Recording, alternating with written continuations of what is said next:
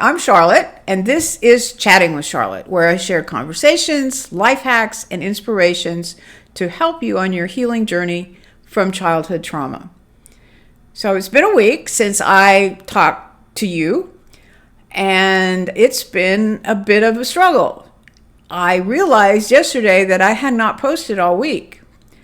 That's how kind of out of touch with what was going on I was this week. I did not feel well most of the week. I had a flare-up of my autoimmune disease again, and I was achy, and I was tired, and I was sad. And my response to that was I kind of plugged out. I did my normal morning routines, and I did spend time with God, but I also watched way too much news. And it really pulled me down. I didn't realize how much it was doing that until yesterday. And I realized that, I've got to stop this. And it made me think about the impact of what we put in our minds on our daily feelings, and even how our physical body reacts to life.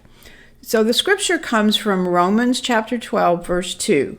And it reads, "Do not be conformed to this world, but be transformed by the renewal of your mind, that by testing you may discern what is the will of God, what is good and acceptable and perfect." So my question to you is, what are you putting in your mind? Are you allowing yourself to be bombarded by the things of the world and not spending time around positive influences or in scripture or praying?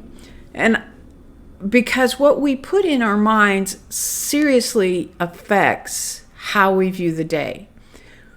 When we can take a moment and look at, what am I putting in my brain today? I think of a glass of water, and there's those additives that you can put in water that gives them flavor, and as you pour it in, you see it kind of filtering in, and it changes the color of the water. But if you add more water, it lightens the color. And our brain is the same way. Our brain adapts to what we put in it. And if we're putting in negativity, if we're surrounding ourselves with people or influences that are negative, our mind will absorb it, and over sometimes a very short period of time, we will become to think like that negative perspective. And it will cloud our judgment. It will cloud our emotions. And it will even impact us physically. And so this scripture reminds us of that the color that we put in, the flavor that we put into our brain, is going to greatly impact what gets absorbed, and whether it's helpful to us or it is not helpful.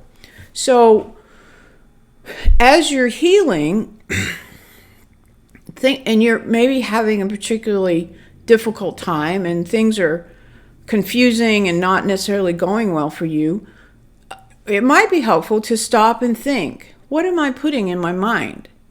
What kind of meal flavoring am I putting in my brain? Is it something that's going to be tasteful and flavorful and help me move forward? Or is it something that's going to be bitter, that I thought was going to be sweet, but is not?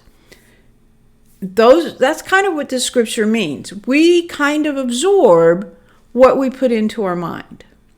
So as you're healing and you face struggles, determine what things in your environment are good for you, what things promote healing, and what things perhaps detract from that.